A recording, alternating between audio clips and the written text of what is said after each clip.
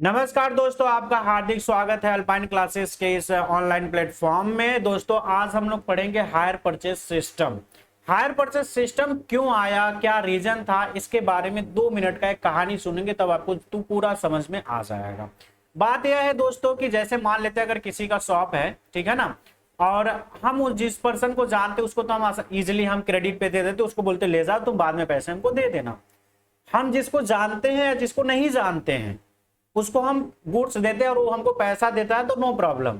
अगर हम जिसको जानते हो पैसा देगा नहीं देगा तो भी कोई प्रॉब्लम नहीं, बट जिस पर्सन को हम नहीं जानते हैं उसको भी अगर हम उधारी देना चाहे तो हमारे पास थोड़ा ज्यादा रिस्क हो जाता है ना। तो इस केस में हायर परचेज सिस्टम आता है कि हायर परचेज सिस्टम बोलता है कि ले जाओ गुड्स को, ले जाओ यूज करो, कोई प्रॉब्लम नहीं, बट ओनरशिप हम आपको नहीं देंगे। जैसे बाइक ले जाओ चलाओ, लेकिन बाइक के कागजात हमारे पास रहेगा, जब आप पूरा पेमेंट कर दोगे ना तब हम आपको आरसी ट्रांसफर करेंगे। तो उसी तरीके से हायर परचेज सिस्टम में क्या होता है कि आप गुड्स कंज्यूमर को मतलब परचेजर को हम दे देते हैं, वह यूज करता है, एक तरीके से वह रेंट के बेसिस पे है ना, मतलब एक तरीके से वो हायर किया होता है उस गुड्स को, ठीक है ना। इस वजह से उसको हायर परचेज के नाम से जानते हैं, ठीक है ना। तो वो क्या करता है, गुड्स को हायर कर लेता है, उधारी ले लेता है, बट ओनरशिप नहीं मिलता। इन केस अगर वो पेमेंट नहीं किया पूरा तो वो क्या करेगा, उसको गुड्स को वापस, मतलब जब सेलर चाहेगा तो गुड्स को वापस ले लेगा। और यहाँ पे सेलर का ज्यादा रिस्क होता है, उसमें कुछ अगर के नॉर्मल प्रॉब्लम होता है तो सेलर की रिस्पॉन्सिबिलिटी बनेगी, ठीक है ना। तो ये क्यों करते हैं हायर परचेज, जब इतना रिस्क है तो ज्यादा सेल करने के पर्पज है ना, ज्यादा अपना सेल इंक्रीज करेंगे, इसके लिए हायर परचेज सिस्टम को हम लोग एडॉप्ट करते हैं, ठीक है ना। जैसे होता है ना, जैसे हम किसी शॉप पे जाते हैं बोलते भैया सामान ले जाओ आप यूज करो, जब आपको अच्छा लगेगा तब पैसा देना, ठीक है ना। तो वही चीज है आपका कि under the hire purchase system goods are delivered to a person who agree to pay the owner by the equal periodically installment। मतलब क्या होता है, हम गुड्स को डिलीवर कर देते उस पर्सन को, such installment are to be treated as hire of this goods. मतलब उसको इंस्टॉलमेंट बोलता है कि आप एक बार में भी पैसा मत देना, आप धीरे धीरे करके देना, इंस्टॉलमेंट में देना। बट ध्यान रखना एक और सिस्टम होता है इंस्टॉलमेंट पेमेंट सिस्टम, वो पेमेंट सिस्टम जस्ट इसी के जैसा है, आगे पढ़ेंगे। इंस्टॉलमेंट पेमेंट सिस्टम में क्या होता है, ओनरशिप ट्रांसफर कर दिया जाता है तुरंत, बट हायर परचेज सिस्टम में ओनरशिप सबसे लास्ट में जब पेमेंट करते हैं तब ट्रांसफर किया जाता है। यही इसकी सबसे बड़ी खासियत होती है। Until a certain fixed amount has been paid when these goods become the property properly of the hirer। मतलब जब तक वो फिक्स अमाउंट पेमेंट नहीं कर देता तब तक उसको गुड्स का ओनरशिप नहीं दिया जाता, ठीक है ना। अब इसमें कुछ वर्ड आएंगे जैसे hire purchase price.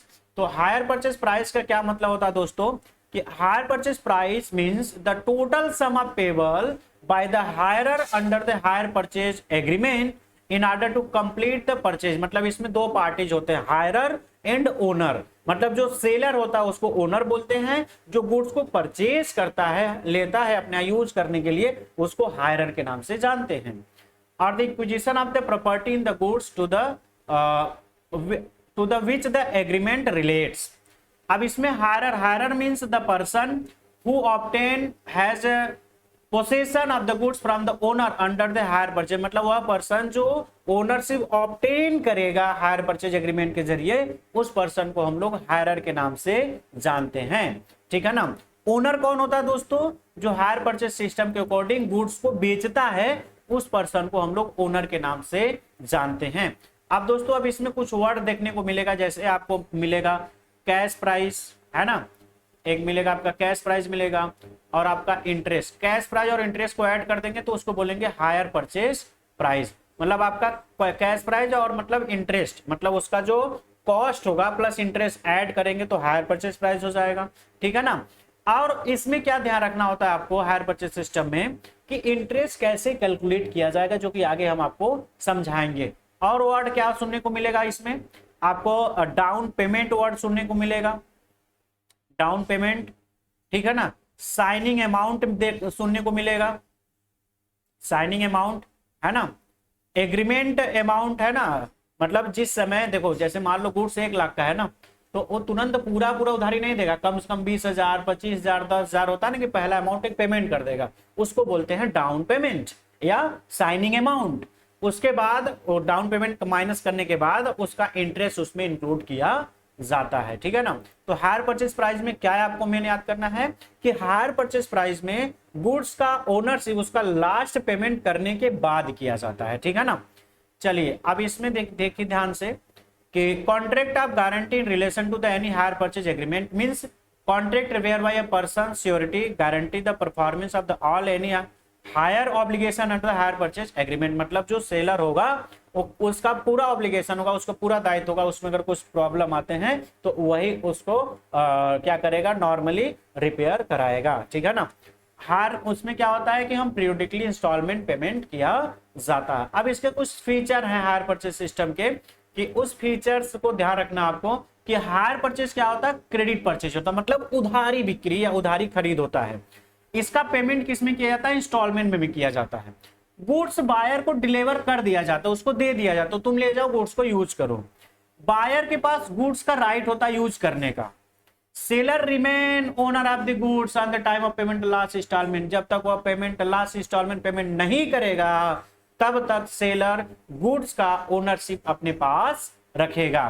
Higher purchase become the owner of this goods on payment of the last instalment. जब वह लास्ट इंस्टॉलमेंट पेमेंट करेगा तब जाके वह ओनर बनेगा, ठीक है ना। कौन, जो गुड्स को परचेज किया होता है।